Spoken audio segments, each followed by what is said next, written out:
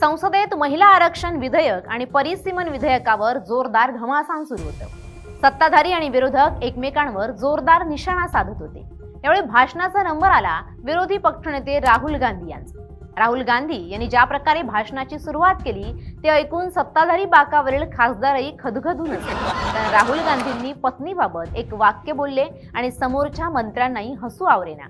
संसदेतल्या टेन्स माहोलमध्ये हा लायटर संवाद कसा रंगलाय हेच आपण या व्हिडिओतून पाहणार आहोत. Of course, Prime Minister and myself don't have that wife issue.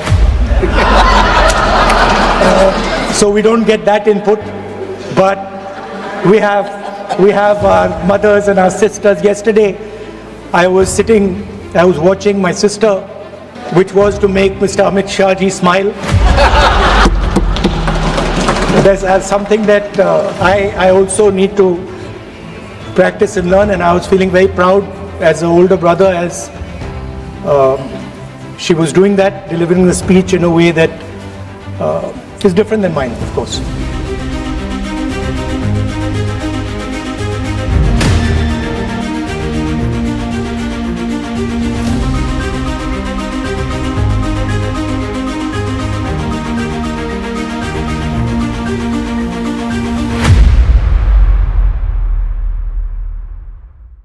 नमस्कार, मी मृणाली पिळणकर.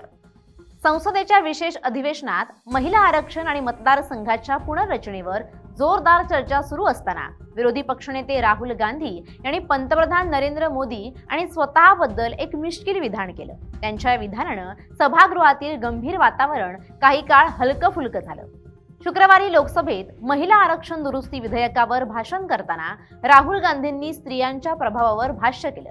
ते म्हणाले, या सभागृहातील आपल्या सर्वांवर आपल्या आयुष्यातील स्त्रियांचा, माता, बहिणी आणि पत्नींचा मोठा प्रभाव आहे. आपण त्यांच्याकडून खूप काही शिकलो आहोत.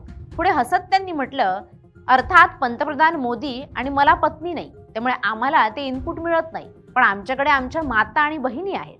राहुल गांधींच्या या स्वतःची आणि पंतप्रधानांची खेचणाऱ्या विधानानं संपूर्ण सभागृह हास्य कल्लोळात बुडालं. हे विधान करण्यामागे एक खास संदर्भ होता. काही वेळापूर्वीच संसदीय कार्यमंत्री किरेन रिजिजू यांनी गमतीने एक आठवण सांगितली होती. केंद्रीय मंत्री अर्जुन राम मेघवाल यांनी आपल्या पत्नीसाठी कविता लिहिल्यामुळे रिजिजू यांना त्यांच्या पत्नीकडून तुम्ही असं का करत नाही अशा शब्दात ओरडा खावा लागला होता. राहुल गांधींनी याच संदर्भाचा धागा पकडत पत्नी नसल्यामुळे आपल्याला असं सल्ले किंवा ओरडा मिळत नाही असं मिश्किलपणे सुचवलं. Of course, Prime Minister and myself don't have that wife issue.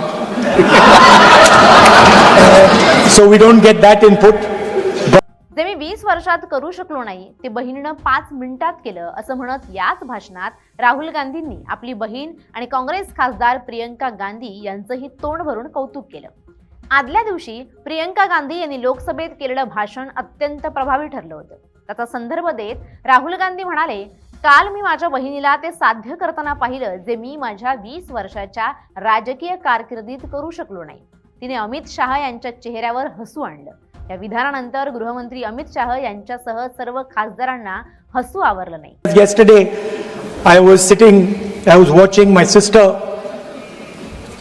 achieve something that I have not been able to do in maybe 20 years of my political career.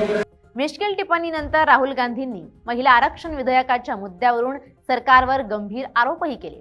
त्यांनी या विधेयकाला केवळ राजकीय हेराफेरी म्हटलं.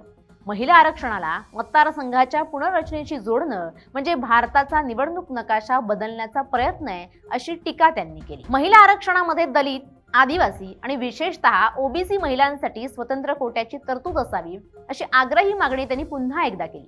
हे विधेयक त्वरित लागू न करता ते 2029 किंवा त्यानंतरच्या जनगणनेवर का अवलंबून ठेवलं जातंय असा सवालही त्यांनी उपस्थित केलाय. Bureau report, LS Marathi.